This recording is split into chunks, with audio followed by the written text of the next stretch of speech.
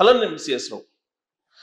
Pastor Praveen చనిపోయిన తర్వాత ఆంధ్రప్రదేశ్లో జరిగినటువంటి పరిణామాలు, పోలీసులు వ్యవహరించినటువంటి తీరు, వీటన్నిటిని ఒక్కసారి అవలోకనం చేసుకుంటే జాన్ బెన్నీ లింగం ఇటుపక్క మనకు కనిపిస్తున్నాడు ఈయన, ఇంకొక వైపు అజయ్. వీళ్ళే కాకుండా ఇంకా కొంతమంది ఉన్నారు. వీళ్ళు పాస్టర్ ప్రవీణ్ కుటుంబీకుల మనోభావాలకి భిన్నంగా వ్యవహరించారు.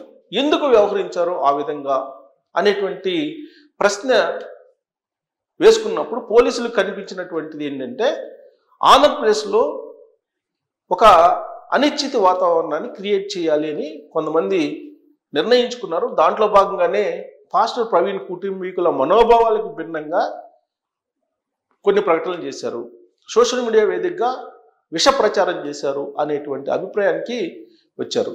దాంట్లో భాగంగా అజయ్ని అరెస్ట్ చేశారు. ఎందుకు ఈ అజయ్ ఎవరు అని అంటే క్లుప్తంగా నేను చెప్తాను. నాకు తెలిసినంత వరకు అజయ్ ఒక ఫాస్టర్. అతను ఆర్ఎస్ఎస్లో కూడా పనిచేసినటువంటి నేపథ్యం ఉంది. అది నాకు ఎలా తెలుసు అంటే, నా ఇంటర్వ్యూకి ఒకసారి అతను రావడం జరిగింది.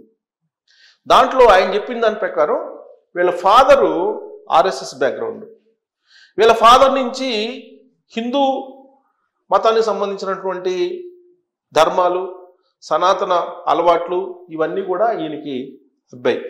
వాళ్ళ నాన్న కూడా ఆర్ఎస్ఎస్లో రకరకాల కీలక విభాగాల్లో పనిచేశారు. అయితే వాళ్ళ ఫాదరు ఒకనొక మూమెంట్లో ఆయన క్రిస్టియన్గా మారిపోయారు. ఆ వారసత్వం నుంచి ఈయన క్రిస్టియన్ మతాన్ని అనుసరిస్తున్నాను అని చెప్పారు ఆయన. అయితే ఇతని స్వస్థలం ఖమ్మం జిల్లా.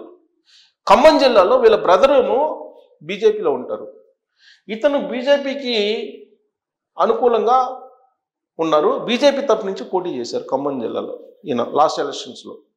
అంటే తెలంగాణలోనేమో హిందూవాదం, ఆంధ్రప్రదేశ్లో ఏమో క్రిస్టియన్ వాదం, ఇలా ఒకేసారి రెండింటిని వినిపించినటువంటి ఒక పాస్టర్గా ఇప్పుడు కనిపిస్తున్నారు ఆయనకి. ఆయన గురించి తెలిసినటువంటి వాళ్ళు చెప్పుకునేటువంటి మాటలు. అది నేను చెప్పడం కాదు, సోషల్ మీడియాలో మీరు కనుక అజయ్ గురించి కనుక ఎంక్వైరీ చేస్తే సోషల్ మీడియాలో ఆయన మీద వస్తున్నటువంటి కామెంట్లు నేను చెప్తున్నాను. నేను సొంత అభిప్రాయం నేను చెప్పట్లేదు. ఆయన మీద ఉన్నటువంటి కామెంట్లు ఏంటంటే, తెలంగాణలోనేమో బీజేపీ వాదాన్ని వినిపిస్తారు, ఆంధ్రప్రదేశ్కి వెళ్ళిపోయిన తర్వాత వైఎస్ఆర్ కాంగ్రెస్ పార్టీ వాదాన్ని వినిపిస్తారు అనేటువంటి కామెంట్స్. అలాగే హిందూ వాదాన్ని తెలంగాణలో, ఆంధ్రప్రదేశ్లో క్రిస్టియన్ వాదాన్ని ఇలా ఆయన వినిపిస్తూ ఉంటారు అని చెప్పి సోషల్ మీడియాలో ఆయన మీద వస్తున్నటువంటి కామెంట్స్. నాకు తెలిసినంత వరకు అయితే నేను వాళ్ళ ఫాదర్ నేపథ్యాన్ని, తర్వాత ఆయన నేపథ్యాన్ని చెప్పాను. సరే, క్రీస్తు ఆయనకేదో బోధించారని చెప్పి నా ఇంటర్వ్యూని చెప్పారు. క్రీస్తు సందేశానుసారమే తను క్రిస్టియన్ మతంలో కొనసాగుతున్నానని చెప్పారు. అతనికి కాళ్ళు చేతులు పడిపోయినటువంటి సమయంలో క్రీస్తు ఒక కాంతి రూపంలో తనకు కనిపించి తన ఆరోగ్యాన్ని బాగు చేశాడు, అదొక మిరాకిల్ అని చెప్పి ఆయన నా ఇంటర్వ్యూలో ఒకసారి చెప్పడం జరిగింది. సరే, ఎవరి అనుభవాలు వాళ్ళు, ఎవరి అభిప్రాయం వాళ్ళది. బట్ అతని గురించి వస్తున్నటువంటి కామెంట్స్ మాత్రం సోషల్ మీడియాలో అటు హిందూవాదాన్ని ఇటు క్రిస్టియన్ వాదాన్ని రెండింటినీ తన రాజకీయం కోసమో లేదంటే తన ఎదుగుదల కోసం ఉపయోగించుకుంటున్నాడు అనేటువంటి అభిప్రాయం ఉంది. అయితే ఇప్పుడు పాస్టర్ ప్రవీణ్ చనిపోయిన తర్వాత ఆయన వ్యవహరించినటువంటి తీరు ఎలా ఉందంటే, ఆంధ్రప్రదేశ్లో పూర్తిగా వైఎస్ఆర్ కాంగ్రెస్ పార్టీ వాదాన్ని, లేదంటే వైఎస్ఆర్ కాంగ్రెస్ పార్టీకి అనుగుణంగా ఏదో వాతావరణాన్ని అక్కడ తీసుకెళ్ళాలి అనేటువంటి కోణంలోనే వ్యవహరించారు అనేది ఇప్పుడు పాస్టర్ ప్రవీణ్ అభిమానులు భావిస్తూ ఉన్నారు. ఎందుకంటే పాస్టర్ ప్రవీణ్ సతీమణి జెసికా గారు చాలా క్లియర్గా ఆవిడ అంత్యక్రియల సందర్భంగానే అంత్యక్రియల సందర్భంగానే ఆవిడ చాలా క్లియర్గా చెప్పారు, తమ ఫ్యామిలీ ఎప్పుడు కూడా వేరే వాళ్ళని ద్వేషించడం కానీ దూషించడం కానీ ఉండదు. పాస్టర్ ప్రవీణ్ బతికున్న రోజుల్లో ఏ విధంగా అయితే సమాజ సేవ చేశారో, పాస్టర్ అనేటువంటి ఆ సేవ ఏదైతే ఉన్నారో ఆ సేవ మార్గంలో మేము నడుస్తాము, ఎవరి మీద మేము కక్ష తీర్చుకునేటువంటి ఆలోచనలు లేవు అని చెప్పారు. ప్లస్ ఈ ప్రమాదం ఎందుకు జరిగింది అనేది కూడా మీరు పోలీసులు ఎంక్వైరీ చేస్తున్నారు, ప్రభుత్వం కూడా దాని మీద ఎంక్వైరీ చేసింది, ప్రభుత్వానికి చిత్తశుద్ధిగా పనిచేస్తుంది కాబట్టి కృతజ్ఞతలని కూడా చెప్పారు. అదే సమయంలో సమాంతరంగా అక్కడ ఉన్నటువంటి ప్రభుత్వం ఈ ప్రమాదాన్ని వేరే రకంగా చిత్రీకరిస్తుంది. హత్య చేయబడ్డాడు ప్రవీణ్, కానీ రోడ్డు ప్రమాదం కింద చిత్రీకరించడానికి ప్రయత్నం చేస్తుంది అనేటువంటి వాదాన్ని అజయ్ వినిపిస్తూ వచ్చారు. పైగా హత్య ఎలా జరిగింది అనేది కూడా ఈయన చెప్తూ వచ్చారు. పైగా అనేక సీసీ కెమెరాలు, దాదాపు 500 సీసీ కెమెరాలను అధ్యయనం చేసిన తర్వాత ఆంధ్రప్రదేశ్ పోలీసులు ఈ మోటార్ బైక్ పైన వస్తున్నటువంటి ప్రవీణ్ ఏ విధంగా ప్రమాదానికి గురయ్యారో అని చెప్పి తెలుస్తూ ఉన్నటువంటి వీడియోలు బయటకు వస్తుంటే, అజయ్ మాత్రం ఎప్పటికప్పుడు ఆ వీడియోలు నకిలీవి, ఆ వీడియోలు వాస్తవం కాదు, ఆ డ్రెస్ వేసుకుంది ప్రవీణ్ కాదు, ప్రవీణ్ డ్రెస్ను వేసుకుని ఎవరో ట్రావెల్ అయ్యారు, హత్య చేసినటువంటి సంఘటన మరిపించేందుకు ఇలాంటివన్నీ కూడా ఆంధ్రప్రదేశ్ ప్రభుత్వం చేస్తున్నారు, పోలీసులు జిమ్మికులు చేస్తున్నారు, ఇలాంటి కామెంట్స్ అన్ని చేశారు అజయ్. రీసెంట్గా కూడా ఆయన మాట్లాడుతూ అది హత్య అని చెప్పి చెప్తున్నారు.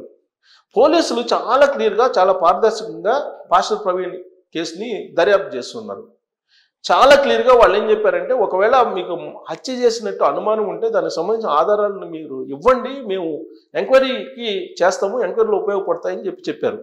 కానీ అజయ్ ఆ పని చేయకపోగా పోలీసులకు వ్యతిరేకంగా, అలాగే పాస్టర్ ప్రవీణ్ కుటుంబీకుల మనోభావాలకి వ్యతిరేకంగా ఒక డ్రైవ్ చేశారు ఆయన. మరి అది ఎందుకు చేశారు అని అంటే, మరి ఆయన వైఎస్ఆర్ కాంగ్రెస్ పార్టీ తోటి లేదా వైఎస్ఆర్ కాంగ్రెస్ పార్టీకి సంబంధించిన నాయకులతోటి ఆయనకి సంబంధాలు ఉన్నాయి, పరిచయాలు ఉన్నాయి, రాజకీయపరమైన ఈక్వేషన్స్ ఉన్నాయని చెప్పి చెప్తూ ఉంటారు. ఇక జాన్ బెన్నీ లింగం, ఈయనైతే అజయ్ని మించిపోయినటువంటి విధంగా మాట్లాడారు. సరే, ఈయన మాట్లాడినటువంటి మాటలు YSR Congress party Christian cell అధ్యక్షుడిగా మాట్లాడినటువంటి మాటలుగానే పోలీసులు తీసుకుంటూ ఉన్నారు. ఇప్పుడు జాన్ బెన్నీ లింగం ఇంకా అరెస్ట్ చేయలేదు, బట్ అజయ్ని అయితే అరెస్ట్ చేశారు. అజయ్ని అరెస్ట్ చేసి ఏదో చేస్తున్నారు పోలీసులు ఆయన ఏదో హింసిస్తున్నారు, ఆయన మీద 3rd డిగ్రీ ప్రయోగిస్తున్నారు. ఇలాంటివి మళ్ళా గత 24 గంటల నుంచి మొదలయ్యాయి. అజయ్ని పోలీసులు అదుపులోకి తీసుకున్నారు. ఎందుకు తీసుకున్నారు? పాస్టర్ ప్రవీణ్ని హత్య చేశారని చెప్పి చెప్తున్నాడు ఆయన, తన దగ్గర ఆధారాలు ఉన్నాయని చెప్తున్నారు. అందుకే ఆధారాలు సేకరించడానికి పోలీసులు బహుశా అరెస్ట్ చేసి ఉండొచ్చు. 1. 2, ఆయన మాట్లాడినటువంటి మాటలు ఖచ్చితంగా అది మత ఉద్దేశాలను రెచ్చగొట్టేలాగా, ఆంధ్రప్రదేశ్లో ఒక అనిశ్చితమైనటువంటి వాతావరణాన్ని క్రియేట్ చేసేలాగా కనిపిస్తూ ఉన్నాయి పోలీసులకి. అందుకే పోలీసులు ఆయన అరెస్ట్ చేసి అదుపులోకి తీసుకొని అరెస్ట్ చేశారు, రిమాండ్కి కూడా పంపించారు. మరి జాన్ బెన్నీ లింగం అయితే అసలు తొలి రోజు నుంచి అంత్యక్రియలు ప్రారంభం కాకముందు నుంచి కూడా దాన్ని పాస్టర్ ప్రవీణ్ హత్యే 100కు 100% అని చెప్పి ఆయన బలమైనటువంటి వాదాన్ని వినిపించారు సోషల్ మీడియా వేదికగా చేసుకొని. ఈ జాన్ బెన్నీ లింగం గురించి బ్యాక్గ్రౌండ్ ఎంక్వైరీ చేస్తే వైఎస్ఆర్ కాంగ్రెస్ పార్టీ లీడర్లతోటి వైఎస్ఆర్ కాంగ్రెస్ పార్టీ అడుగుజాడల్లో నడిచేటువంటి పాస్టర్గా నిర్ధారణ అయింది. మరి ఆ పార్టీ అడుగుజాడల్లో నడుస్తున్నటువంటి ఈయన ఇప్పుడు పాస్టర్ ప్రవీణ్ని హత్య అని చెప్పి చెప్తూ ఉన్నాడు. ఆయన గత కొంతకాలంగా చెప్తూ ఉన్నాడు. మరి ఈయన్ని పోలీసులు అదుపులో తీసుకోలేదు, ఇంకా అరెస్ట్ చేయలేదు. బహుశా చేస్తారేమో చూడాలి. ఇలాంటి వాళ్ళు ఒక 5-6 ఉన్నారు. వీళ్ళ యొక్క సోషల్ మీడియా అకౌంట్లు అన్నింటినీ కూడా ఫిల్టర్ చేసింది ఆంధ్రప్రదేశ్ పోలీస్. పైగా వాళ్ళు పెట్టేటువంటి పోస్టులు, వాళ్ళు ఎవరెవరితో కాంటాక్ట్స్లో ఉన్నారు, వాళ్ళ యొక్క ఫోన్లో ఉండేటువంటి డేటా ఈ మొత్తం కలెక్ట్ చేసుకొని వీళ్ళ యొక్క వాలకం ఏంటి, వీళ్ళ యొక్క ఆలోచన తీరేంటి, వీళ్ళు పాస్టర్ ప్రవీణ్ చనిపోయిన తర్వాత ఎందుకు నెగిటివ్ యాంగిల్లో ప్రొజెక్ట్ చేశారు, మత విద్వేషాలు రెచ్చగొట్టే విధంగా ప్రొజెక్ట్ చేశారు, దీని వెనక ఎవరున్నారు అనేటువంటి యాంగిల్లో ఆంధ్రప్రదేశ్ పోలీసులు, ఆంధ్రప్రదేశ్ నిఘా వర్గాలు ఇప్పుడు ఎంక్వైరీ చేస్తూ ఉన్నాయి. దాంట్లో భాగంగానే అజయ్ని అరెస్ట్ చేశారు. జాన్ బెన్నీ లింగంని కనుక అరెస్ట్ చేసి ఆయన ఫోన్లు, ఆయన కాంటాక్ట్స్ ఇవన్నీ కనుక తీసుకుంటే మరిన్ని వివరాలు బయటకు వచ్చేటువంటి అవకాశం లేకపోలేదు. కాకపోతే వీళ్ళు చేసినటువంటి విద్వేషపూరితమైనటువంటి సోషల్ మీడియా ప్రచారానికి జెస్సీ ప్రవీణ్ పాస్టర్ సతీమణి ఆవిడ ఒక రకంగా చెప్పాలంటే చింతిస్తున్నారని చెప్పి కూడా తెలుస్తుంది. ఎందుకనంటే ఆ ప్రోగ్రెసివ్ మైండ్ తోటి వెళ్ళేటువంటి ఫ్యామిలీ అది. ఆ ఫ్యామిలీ గురించి ఆల్రెడీ విమలారెడ్డి గారు చెప్పారు, మానవీయ కోణంతో ఆలోచించేటువంటి ఫ్యామిలీ అని చెప్పి. సో ప్రవీణ్ ఎలా చనిపోయారు, ఎందుకు చనిపోయారు అనేది వాళ్ళ ఫ్యామిలీకి బాగా తెలుసు. వాళ్ళ ఫ్యామిలీ కంటే కూడా జాన్ బెన్నెలింకి అజయ్కి తెలిసినట్టుగా వాళ్ళు వ్యవహరించారు. ఆ పాస్టర్లు ఇద్దరు కూడా పాస్టర్లు అని చెప్పి చెప్పుకున్నారు. వాళ్ళు పాస్టర్లు కాదు అంటారు కొంతమంది క్రిస్టియన్ సమాజంలో ఉండేటువంటి వాళ్ళు వీళ్ళ గురించి. మరి ఇలాంటి సమయంలో వీళ్ళకి ఎలాంటి ట్రీట్మెంటు, ఎలాంటి కేసులు వీళ్ళ మీద పెట్టాలి, ఇలాంటి వాళ్ళని అదుపు చేయాలంటే ఏం చేయాలి? సాధారణంగా ఎన్నికలకు ముందు రౌడీ షీటర్స్ని బైండ్ అవుట్ చేసుకుంటుంటారు పోలీసులు. అలాగే మత విద్వేషాలను రెచ్చగొట్టేటువంటి వాళ్ళని పోలీసులు ఏం చేయాలి? ఏం చేస్తే ఈ మత విద్వేషాలు రాకుండా ఉంటాయి? పైగా వీళ్ళు ఏ డైరెక్షన్లో పనిచేస్తున్నారు అనేది కూడా ఇప్పుడు అర్థమవుతుంది. రాజకీయ పార్టీలకి కొలీడైనటువంటి పాస్టర్లు వీళ్ళు, రాజకీయ పార్టీలతో సంబంధం ఉన్నటువంటి పాస్టర్లు వీళ్ళు. మరి వీళ్ళని రాజకీయ పార్టీ నాయకులుగా చూడాలా, లేదంటే క్రిస్టియన్ సమాజానికి ఒక డైరెక్షన్ ఇచ్చేటువంటి పాస్టర్లుగా చూడాలనా? ఎలా చూడాలి వీళ్ళని? వీళ్ళ పట్ల పోలీసులు వ్యవహరిస్తున్నటువంటి తీరుని మనం సమర్థిద్దామా, వ్యతిరేకిద్దామా? అసలు ప్రవీణ్ పాస్టర్ సతీమణి వాళ్ళ కుటుంబీకులు ఏం చెప్పారు, వాళ్ళు చెప్పిన దానికి భిన్నంగా వీళ్ళు ఎందుకు వ్యవహరిస్తున్నారు? దానికి కారణం ఏంటి? బలమైనటువంటి రాజకీయపరమైనటువంటి కుట్ర ఉందా దీంట్లో, లేదంటే వీళ్ళే దాన్ని లీడ్ చేసేటువంటి ప్రయత్నం చేశారా? దీని వెనక ఉన్నటువంటి అసలు రహస్యం ఏంటనేది మీరు ట్రోల్ చేయొచ్చు. Thank you.